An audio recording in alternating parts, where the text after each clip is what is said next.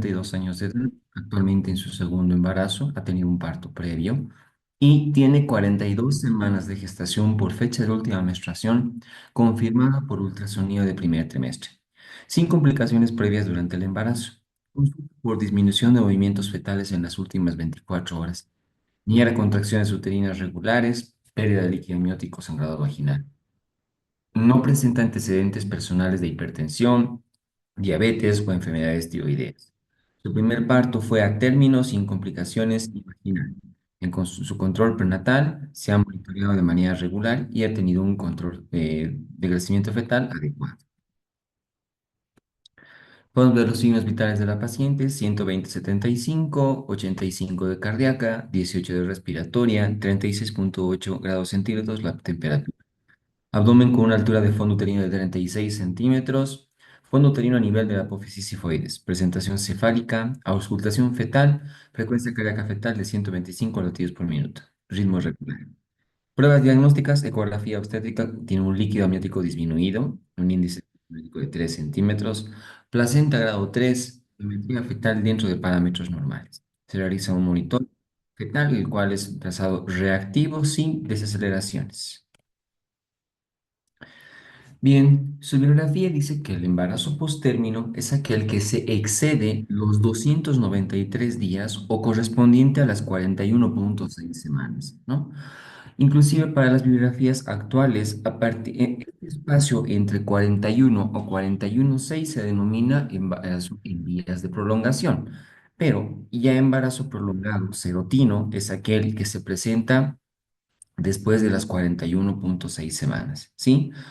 La frecuencia es poca, ¿no? Aparentemente el 7,5% cuando calculamos en relación a la fecha de última menstruación, ¿sí?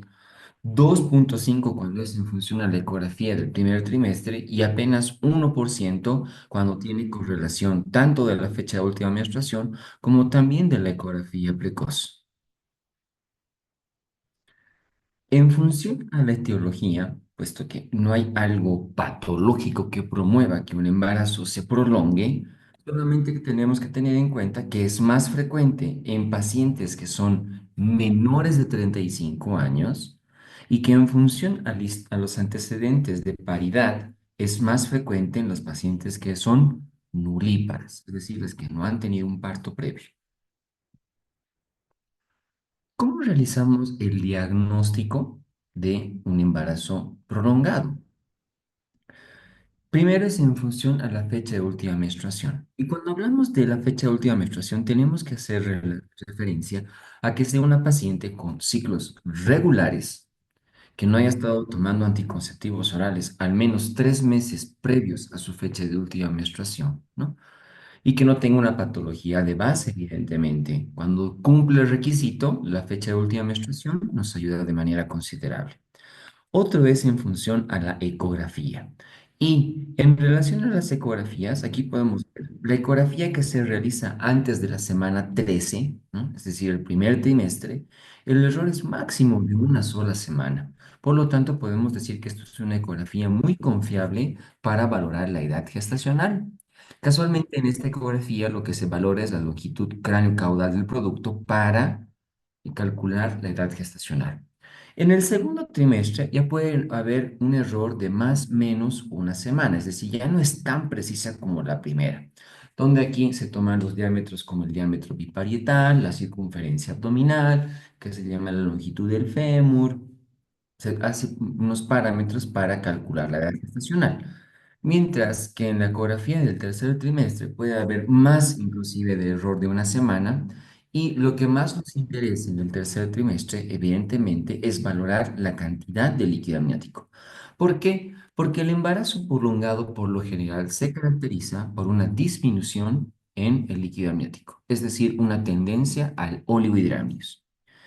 También podemos hacerlo en función a la semiología, ¿no? Se menciona de que hay una tasa de crecimiento de la altura uterina y que por lo general los embarazos prolongados también tienen tendencia a ser macrosomía fetal, ¿no? Entonces vamos a encontrar una altura de fondo uterino correspondientemente como para este peso probable del producto. ¿Qué implicancias tiene un embarazo prolongado, sí? Ya por sí, los productos que tienen más allá de 42 semanas tienen un chance mayor de y mortalidad simplemente por el hecho de ser post-término, ¿ya? Hay una tendencia a que haya sufrimiento fetal. ¿Por qué motivo? Al haber oligohidramios, por lo general la presentación o algún segmento del cuerpo del bebé comprime el cordón umbilical. Y al comprimir el cordón umbilical se producen lo que ya habíamos visto en mecanismo, digo, en trabajo de parto, los dips variables. Mucho más acentuado cuando el cordón umbilical tiene datos de hipovolemia, es decir, ya el cordón deja de tener paso de sangre. También otra de las fisiopatologías está en que la placenta ya se vuelve demasiado madura y puede entrar en un grado de insuficiencia placentaria. Todos estos factores pueden desencadenar un estado de hipoxia en el producto que haga que se estimule el centro, especialmente del nervio vago, y por lo tanto el producto pueda, que se llama, liberar esfínteres y por correspondiente se pueda presentar el meconio. ¿Ya? Entonces, estos parámetros hacen que se aumente el riesgo de sufrimiento fetal en el producto. Por lo tanto, ¿qué hacemos ante un embarazo prolongado? En el caso de que tengamos la fecha de última menstruación conocida y maduración pulmonar, lo que nos corresponde realizar es una inducción del parto. Para la inducción del parto, evidentemente, lo que nos interesa mucho es el grado de maduración que tenga el cuello del útero. Si tenemos una buena maduración del cuello del útero, podremos pasar de manera directa a oxitocina. Pero si esto no ocurre, que en los embarazos que no tengan un trabajo de parto establecido, pues la mayor parte de las veces vamos a tener un cuello inmaduro. Por lo general vamos a utilizar prostaglandinas, ¿no? La E2 es la que más utilizamos, pueden ser en cápsulas o en gel. Y también contamos con una prostaglandina sintética que es el misoprostol. La dosis del misoprostol es 25 microgramos, ¿no? Y podemos utilizarla en intervalos de cada 12 horas, máximo una dosis de 50 para que no se produzca un parto en avalancha. Otra que se llama de las medidas es realizar amnioinfusión. ¿Para qué ponemos más que se llama líquido dentro del saco gestacional? Para que evitemos que se comprima el cordón umbilical y haya datos de sufrimiento, ¿no? Es una de las medidas que su bibliografía refiere para realizar un trabajo de parto. Pero si no tengo el FUN conocido, es decir, no tengo que se llama un dato claro, es decir, solamente hay la sospecha, tendría que realizar pruebas de maduración fetal. Si el producto que se llama no está con grados de maduración pulmonar, probablemente puede realizar una conducta expectante y esperar simplemente. Pero si tengo datos de que ese pulmón está ya maduro en el producto, lo ideal será inducir el parto. Los únicos casos en los cuales reservamos la única conducta de cesárea, según su bibliografía, es en los casos de sufrimiento fetal crónico, es decir, aquel que ya está pasando el tiempo, por más que hayamos hecho medidas para ello, y el otro, el producto sea macrosómico o que la madre tenga condiciones patológicas para que pueda desencadenarse en cesárea. Es bien cortito el tema, ¿no? Creo que son apenas 3 páginas. Por lo tanto, doctores, pasamos a las preguntas. Ustedes ya conocen la hermenéutica del trabajo. Nuevamente repasamos nuestro caso clínico. Tenemos una mujer de 32 años de edad, 12 embarazos, ese es su segundo embarazo, ha tenido un parto previo. Actualmente 42 semanas de gestación por fecha de última menstruación confirmada por de primer trimestre, sin complicaciones previas durante el embarazo. Consulta por disminución de movimientos fetales en las últimas 24 horas. Niega contracciones uterinas regulares, pérdida de líquido amniótico, sangrado vaginal. No presenta antecedentes personales de hipertensión, diabetes, enfermedades tiroideas, todo normal. Su primer parto fue a término sin complicaciones y por vía vaginal. En su control prenatal se ha monitoreado de manera regular y ha tenido un crecimiento fetal adecuado. Luego del examen físico, no hay alteraciones en sus signos vitales. En el abdomen destaca una altura de fondo uterino de 36 centímetros, ¿no? Que está a nivel de la apófisis sifoides. La presentación está cefálica. La auscultación fetal es de 125 latidos por minuto, siendo regular.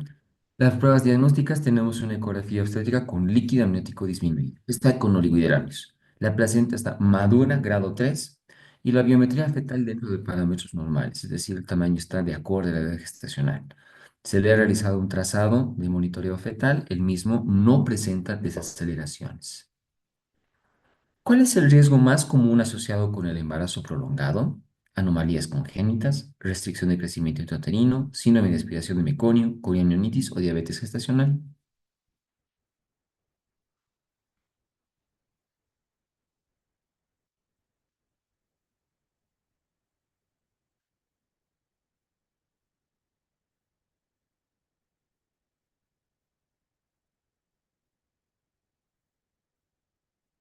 Sencillita, ¿no? Hay más chances de que haga sufrimiento y por ende que haya aspiración de meconio. ¿Cuál es la mejor opción de manejo para esta paciente con 42 semanas de gestación y oligohidramias? Observación y control en 48 horas, inducción de trabajo de parto, cesárea electiva, administrar corticoides y observar o internación para monitoreo continuo.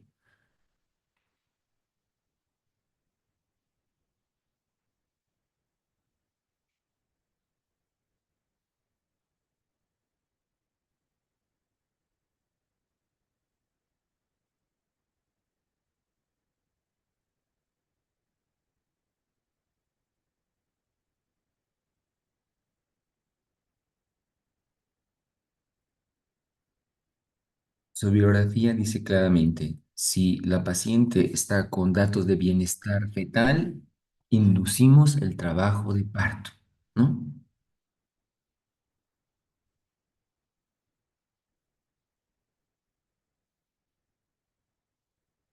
Alguien coloca en el chat, ¿no? Administrar hacer amniinfusión, ¿no? Previo al parto, no sería una idea sacada de los pelos, está bastante bien, pero no tenemos en las opciones acá, ¿no?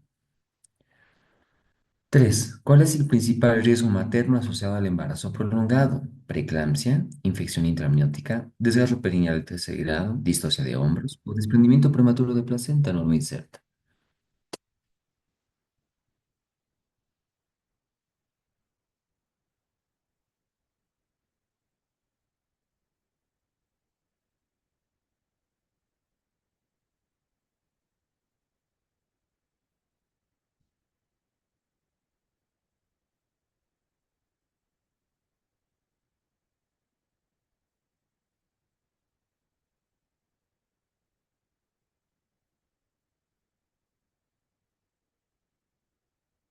Bueno, no, doctores, no hay mayor riesgo de infección, no es ruptura prematura de membranas, embarazo postérmino y probablemente las membranas vayan a estar íntegras, no hay riesgo para que se infecte, ¿sí?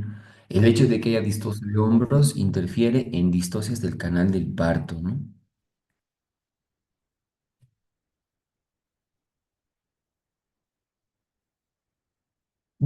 Para ambos doctores, aquí pues me dicen, no sería solo para el producto, para ambos doctores. La distancia del canal, digo, de hombros, ya habíamos visto ¿qué se llama? En diabetes estacional está.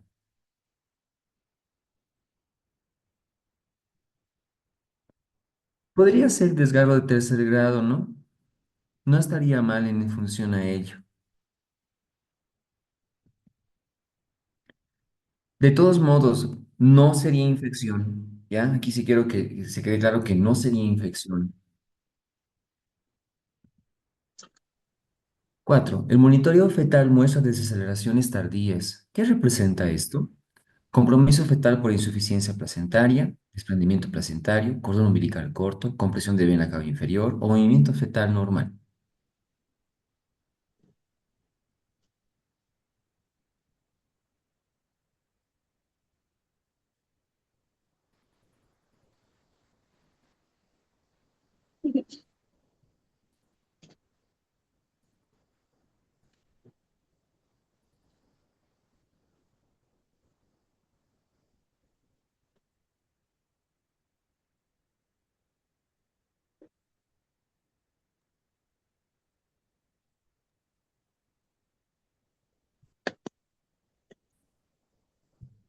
En su bibliografía está que quien produce las desaceleraciones tardías es que se llama la compresión del cordón y la insuficiencia placentaria, ¿ya? Aquí no puede ser porque se mueva normal, ¿no? O por compresión de la vena cava inferior en el producto. No tiene relación esto.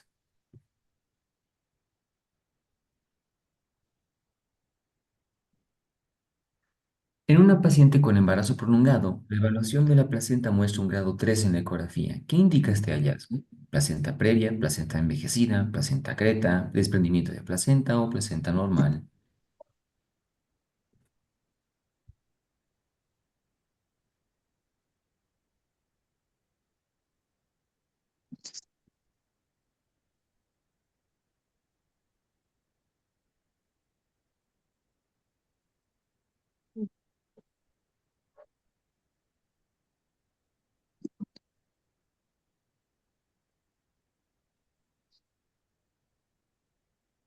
Hablamos de una placenta senescente, ¿no? O placenta envejecida, placenta madura, como quieran llamarlo.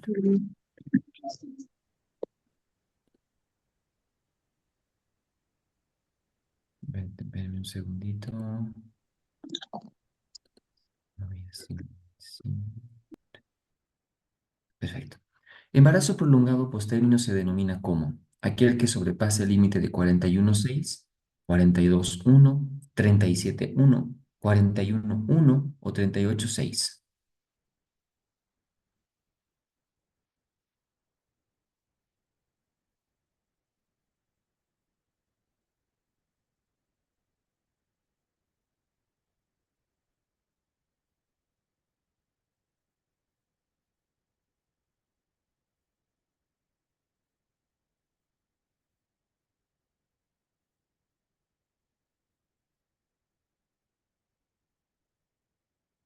Ya habíamos visto, ¿no? Es 41,6 para adelante, ¿no? Y porque ya a partir de 294 o 42 semanas ya es postérmino. ¿Ya? Entonces, 41,6 es lo que dice su bibliografía.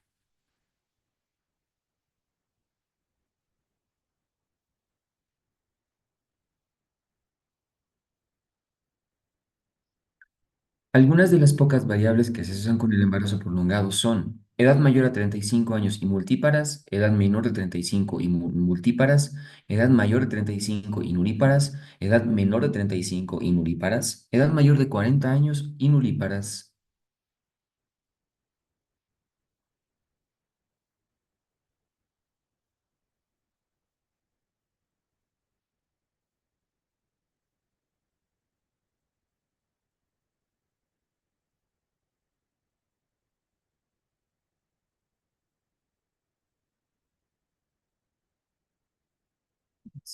Los conocimientos sobre las causas que intervienen en la prolongación del embarazo son muy escasos. El apartado sobre indicación del parto se hablarán algunos mecanismos que pueden ser responsables para el desencadenamiento del mismo, ¿no? Se han identificado algunas pocas variables que se asocian con el embarazo prolongado, como la edad, más frecuentemente en menores de 35 años y en función a la paridad, más frecuentemente en nulíparas. Entonces aquí la respuesta es menores de 35 años y nulíparas.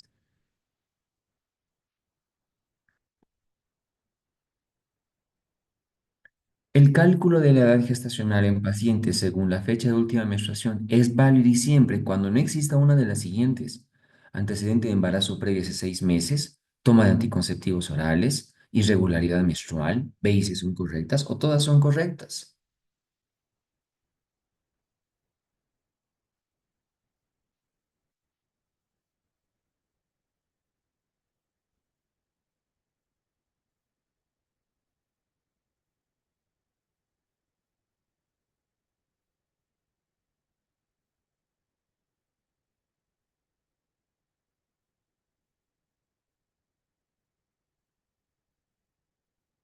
Se establece por el cálculo de la edad gestacional sumando los días transcurridos desde el primer día del comienzo de la fecha de última menstruación hasta la fecha de la consulta.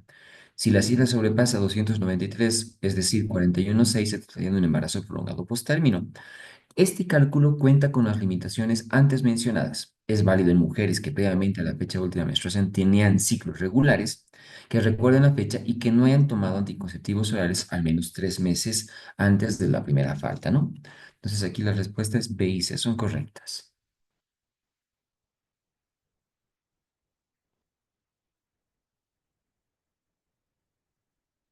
La edad gestacional por ecografía en las 13 semanas, en la ecografía, ¿no? Se realiza en función a perímetro cefálico, diámetro biparietal, longitud femoral, longitud craneocaudal, o todos son correctos.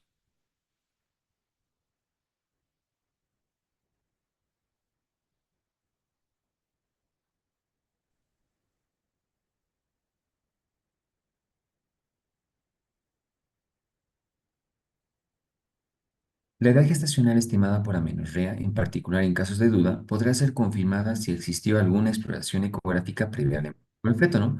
Si se midió la longitud cráneo-caudal antes de las 13 semanas, se podrá asegurar la edad gestacional con un error estimado de menos de una semana, ¿no? Si se midió el diámetro biparietal entre las 3 y 27, es decir, en el segundo trimestre, se estimará con un error de más o menos una semana. Longitud cráneo-caudal es lo que nos interesa en las primeras 13 semanas.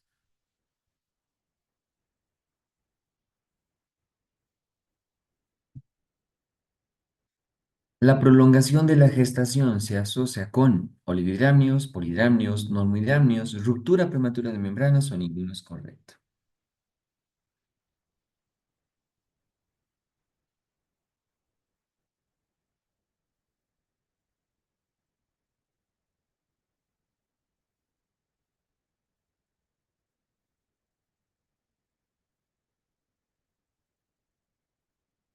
¿No? La prolongación de la gestación suele asociarse con disminución de la cantidad de líquido amniótico. En algunos casos puede notar clínicamente la reducción del tamaño uterino, ¿no? A este signo se le conoce como el Valentine Rush, que la altura de fondo uterino baja un poquitito, ¿no? Eso se puede estudiar con la proyección ecográfica visualizando los bolsillos del líquido amniótico. El oligohidramnios presenta un signo de mal pronóstico.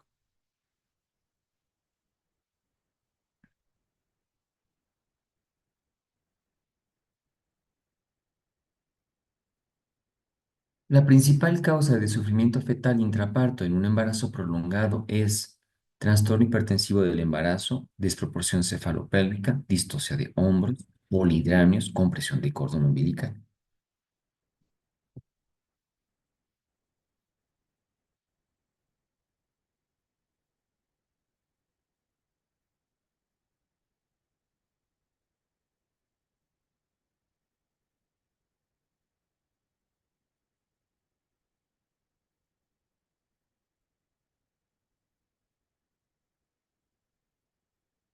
El embarazo prolongado, la principal causa de sufrimiento fetal intraparto es debido a la compresión del cordón umbilical facilitado por el oligohidramnios. Y la respuesta es E.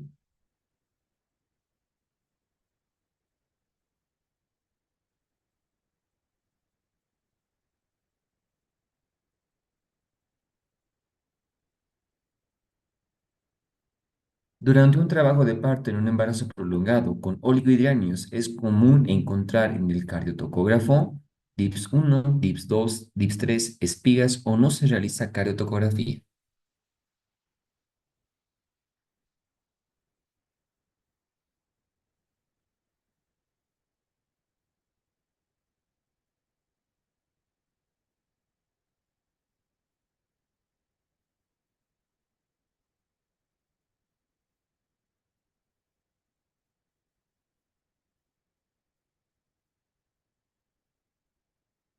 Estos dos indicadores son predictivos del riesgo fetal. Con el oligohidramnios y la compresión del cordón se facilita, perdón, y es mayor aún cuando se combina con cordón umbilical hipovolémico.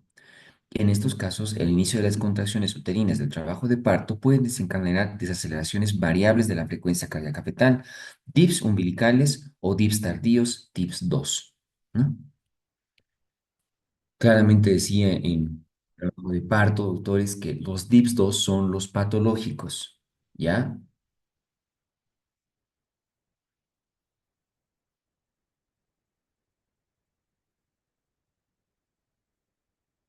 Veo que están colocando también en la respuesta DIPS 3, ¿no? Sabemos de que no necesariamente son patológicos los tres, ¿ya?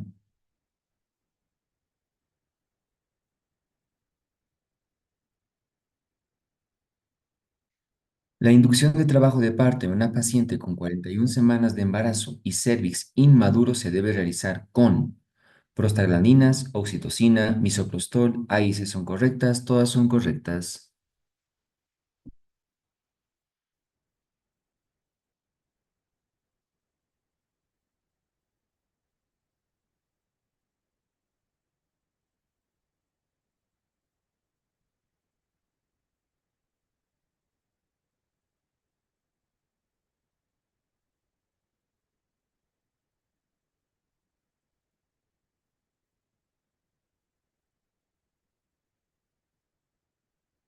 Paciente con fecha de última menstruación conocida y prueba positiva de madurez pulmonar fetal. Se inducirá el parto hacia el final de la semana 41. El éxito de la inducción, o sea, la finalización del parto, está en relación directa con el grado de madurez cervical. Antes de intentar inducción con oxitocina, en especial si el cuello no está maduro, se recomienda ampliamente colocar en fondo del saco vaginal un óvulo de prostaglandina tipo E2, ¿no? Repitiéndolo cada 6 horas si no se tuvo efecto. La aplicación del gel también es bueno, ¿no? Con prostaglandinas E2 y en menor grado con misoprostol, algunas pacientes pueden presentar diarrea, vómitos o bien solamente náuseas. El más eficaz es el misoprostol, que es un análogo de las prostaglandinas y que también aplicando localmente en el fondo del saco vaginal es muy exitoso. Entonces, si no está maduro el cuello, o prostaglandinas y misoprostol.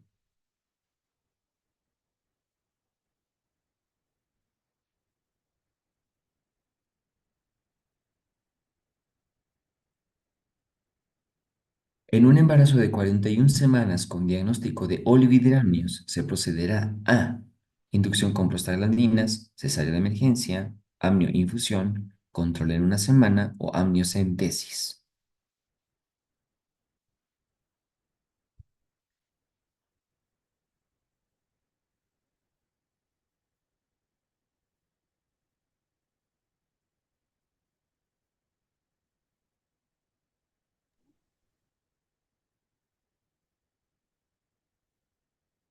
En casos de olividranio severo, inmediatamente antes de comenzar la inducción del parto, se aconseja realizar amniinfusión con 1000 ml de solución salina normal entibiada a 37 grados centígrados y administrada por medio de un catéter colocado a la cavidad amniótica.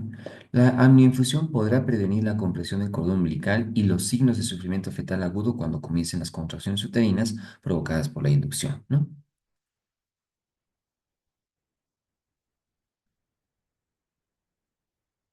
La respuesta sí es amnioinfusión.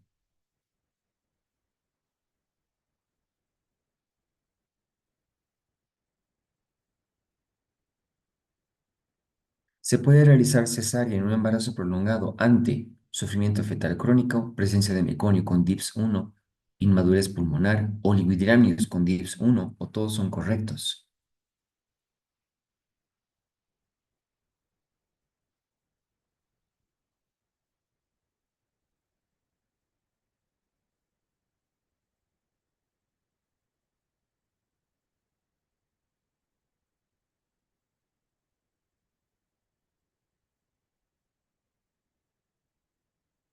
La indicación de cesárea electiva, dice, ¿no? De primera intención, se reserva para aquellos embarazos prolongados con certeza de la fecha y con sufrimiento fetal crónico reflejado en una prueba positiva de tolerancia fetal a las contracciones uterinas por oxitocina, aparición de DIPS-2 o por disminución de la reserva de oxígeno del feto.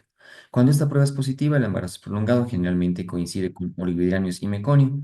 También es una indicación necesaria la comprobación de macrosomía fetal o complicaciones fetomaternas, ¿no? Aquí solamente sufrimiento fetal crónico.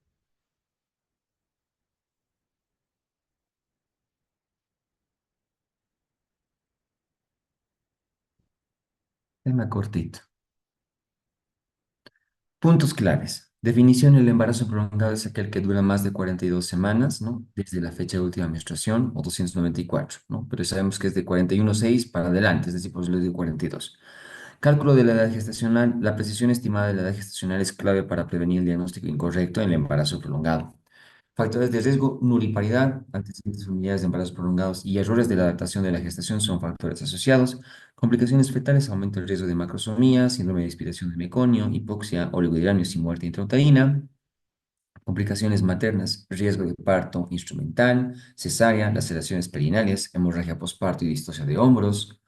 Oligohidramios, el líquido amniótico disminuye, lo que aumenta el riesgo de hipoxia y sufrimiento fetal. Un índice de líquido amniótico menor a 5 centímetros es significativo.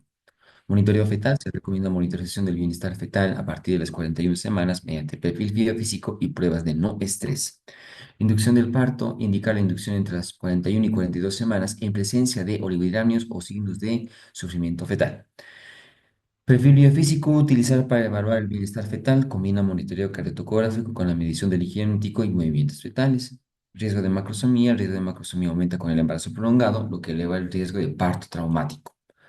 Parto instrumental y cesárea. La cesárea y el uso de forceps o ventosas son más frecuentes debido a las complicaciones derivadas del parto prolongado. Insuficiencia placentaria. La placenta puede envejecer y volverse insuficiente, lo que resulta en una disminución de la transferencia de oxígeno y nutrientes al feto. Síndrome de aspiración de meconio. El aumento del riesgo de la aspiración de meconio en el líquido amniótico puede causar complicaciones respiratorias graves en el neonato. Prevención, la ecografía temprana en el primer trimestre es crucial para la correcta datación del embarazo y reducir el riesgo de embarazo prolongado. Recomendaciones, a partir de la semana 41, la evaluación del bienestar fetal debe realizarse de forma más intensa y se debe considerar la inducción del parto a las 42 semanas para evitar riesgos maternos y fetales. Por favor, doctores, tómenle una capturita de pantalla a estas preguntitas para que las puedan resolver.